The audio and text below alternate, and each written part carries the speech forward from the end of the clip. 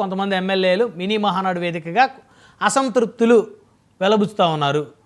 So అది ఎందుకు అలా జరుగుతుందని అనుకోవాలి. కోర్స్ మీ పార్టీకి సంబంధం లేకపోయినప్పటికీ కూడా ఒక ప్రతిపక్ష పార్టీగా మీరు చెప్తారు కాబట్టి వాళ్ళకి ఏదో గొడవలు వచ్చేసినాయి అని. సో ఏం జరుగుతుంది ఇక్కడ? ముగ్గురు మాట్లాడారు. ఏదైతే ముగ్గురుతో పాటు దామర్చర్ల జనార్దన్ ఎమ్మెల్యే నలుగురు మాట్లాడినటువంటిది.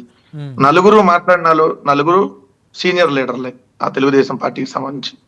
వాళ్ళు ఏదో నిన్న మొన్న తెలుగుదేశం పార్టీలో జాయిన్ అయిన వాళ్ళు కాదు మాట్లాడింది. దానిలో జ్యోతుల నెహ్రూ గారు చూసుకుంటే ఫస్ట్ తెలుగుదేశం పార్టీ, దాని తర్వాత మళ్ళీ ప్రజారాజ్యం వెళ్ళి ఉండొచ్చు, వైసీపీ ఉండొచ్చు, మళ్ళీ తెలుగుదేశంలోకి వెళ్ళిన తెలుగుదేశంలో చాలా సీనియర్ లీడరు, మంత్రి పదవిలో ఉండాల్సినటువంటి లీడర్.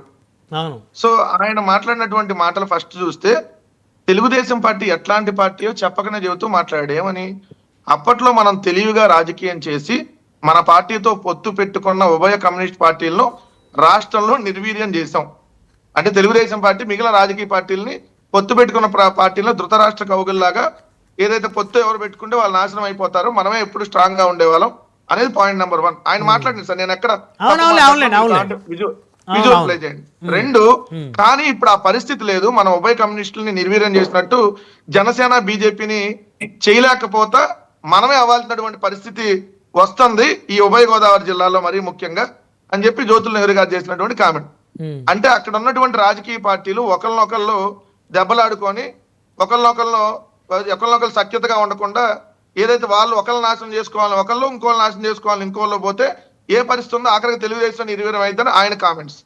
2వది, పద్ధతి మార్చుకో లేకపోతే నేనే రంగంలోకి దిగుతా అంటూ మాజీ మంత్రి టీజీ భరత్ గారిని ఉద్దేశించి ఎవరైతే కేఈ ప్రభాకర్, ఆయన కర్నూలు జిల్లాలో చాలా సీనియర్ నేతలు, మీకు తెలుసు, కేఈ కృష్ణమూర్తి డిప్యూటీ సీఎం గా పనిచేశారు, వాళ్ళ బ్రదర్ కేఈ ప్రభాకర్.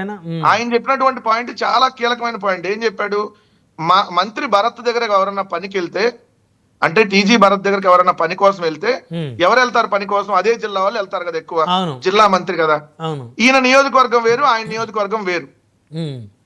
సో ఈయన ఆధార్ కార్డులు అడిగి మరి, అంటే పార్టీ నాయకులు కార్యకర్తలు వెళ్తే ఆధార్ కార్డులు చూసి మరి పనులు చేస్తున్నాడు. అంటే ఏంటి, తన నియోజకవర్గం అయితేనే చేస్తున్నాడన్నా లేకపోతే ఎట్లా?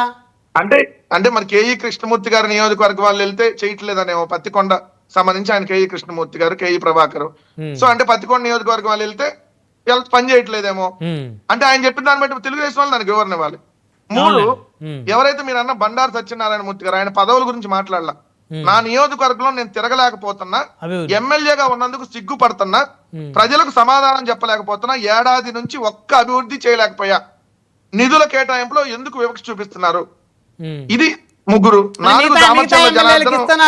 నా ప్రాంతం వెనకబడ్డ నియోజకవర్గం నాకు ఇవ్వట్లేదు అనేది ఆయన బాధ.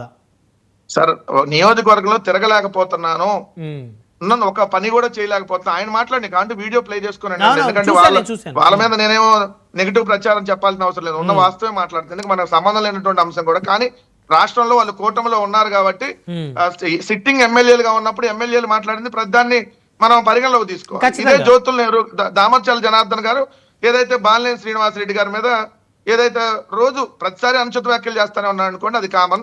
మరి జనసేన నాయకుల నుంచి కూడా